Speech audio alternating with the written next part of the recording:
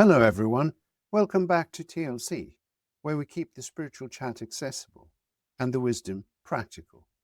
I'm Mark, and today we're talking about something that might just blow your mind, or at least make you think twice about what you're actually thinking. After our discussion of metta meditation in the previous video, it might sound like I'm about to tell you now to just think positive. But what I want to explore today goes deeper than that. It's about recognizing how every thought shapes the energy you live in and share. Here's a quote: "What we call thought is also energy. It can be measured, it can often be felt, and you can feel your own thoughts and even another's thoughts about you." Those are the words of Neale Donald Walsch, and they really set the tone for today's topic. Consider it for a moment. Have you ever walked into a room and immediately felt the tension, or met someone who has good energy? We've all had those moments. I know I have. Here's something I've become aware of that we're only just beginning to grasp. We're living in an age of extraordinary transparency, and I don't just mean because everyone's posting pictures of their breakfast on Instagram, though that certainly is part of it. Our thoughts may be silent, but they're never still. They work like invisible breadcrumbs we leave behind us everywhere we go, shaping how we move through life, how we treat others, and even how the world responds to us.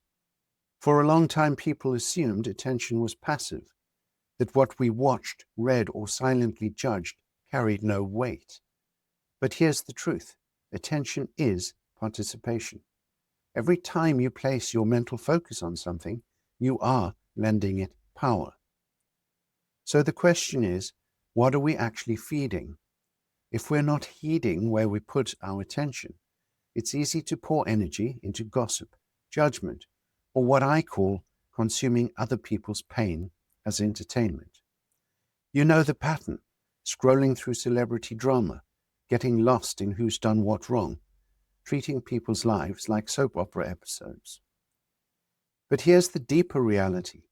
Those who have lived in the public eye often say how damaging it is to be idolized one day and torn down the next. When we put people on pedestals or tear them apart from the sidelines, we're not just observers. We're adding energy to a cycle that hurts deeply. And no, this is not about never having opinions or silencing yourself. Discernment is healthy. But there's a world of difference between clear discernment and feeding the judgment machine. So, what can we do instead? Turn that energy inward. And before you wonder if that's selfish, let's be clear: it's not. It's spiritual responsibility. You, right now, are sacred. Your life isn't meant to be lived in the shadow of anyone else's highlight reel. Whether you're raising kids, working in a supermarket, or figuring out what you want next, your life matters. Start small. Step back from feeding the projection machine. Pause before passing along that bit of gossip. Notice where your thoughts wander when you're scrolling at midnight instead of sleeping like a sensible person. Here's your homework for this week: the thought blessing practice.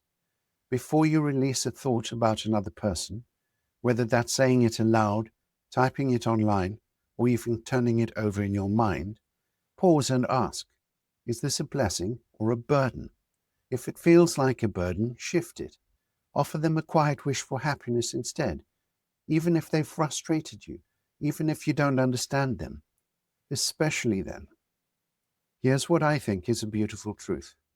Whether you're planting a garden, healing from heartbreak, or learning to look kindly in the mirror again, you are already part of the healing field this world needs so badly.